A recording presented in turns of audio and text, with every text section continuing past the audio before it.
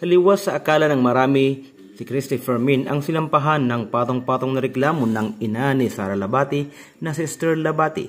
Inanunsyo ito mismo ni Christy sa online show niyang Showbiz Now na kahapon, Marso 13, 2024. Nasa tabi niya ang mga co-host na sina Romel Chica at Wendell Alvarez na kasama rin sa sinampahan ng reklamo ni Esther. Ang mga reklamong isinampa ni Esther laban sa tatlo ay cyber libel, harassment, defamation, and unjust vexation. Pagkumpirma ni Christy, total sa kanya na rin naman po ito nanggaling, kami na po ang kukumpirma. Kami pong tatlo ang idinimanda ng cyber libel ng mag-asawang Abdel at Esther Labati. Kami pong tatlo at hindi na po namin ididetalye pa ang mga dahilan kung bakit. Kasi ang abogado na po namin na sina Attorney Ferdy Topacio at Attorney Ralph Andrada ang nakakaalam po ng mga detalyeng ito.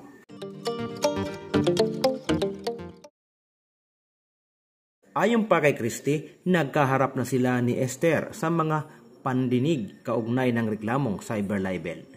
Nagkaharap na po kami ng minsan ni Aling Esther at may mga susunod pa po. At naging maayos po ang aming pagkikita sa Piskalya ng Quezon City. Kami po yon, wag na po kayong manghula na baka maisinampa sila laban kay Richard Gutierrez. Kami po ang sinampahan nila ng kasong cyber libel, ulit pa rin niya. Bagamat hindi idinetalye ni Christy kung ano ang pinagmula ng pagsasampa ng reklamong cyber libel sa kanya ni Esther, mahihinuhang may kinalaman ito sa paghihiwalay ng mag-asawang Sara at Richard.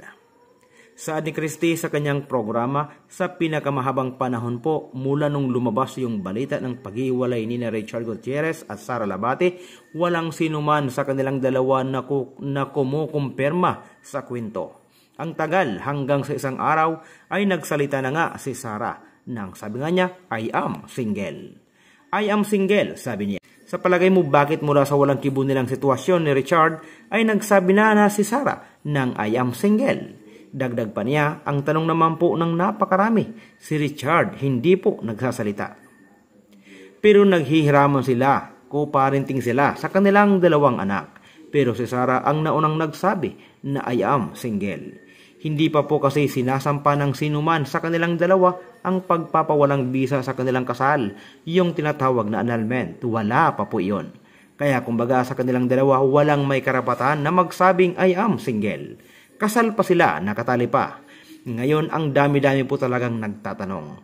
Kasi naglabas po ng retrato sa kanyang Instagram account si Mami ni Sara. Ang tinutukoy na retrato ni Christy ay ang Instagram post ni Esther kung saan nagpakuha sila ng asawang si Abdel Labati ng larawan sa harap mismo ng Department of Justice o DOJ.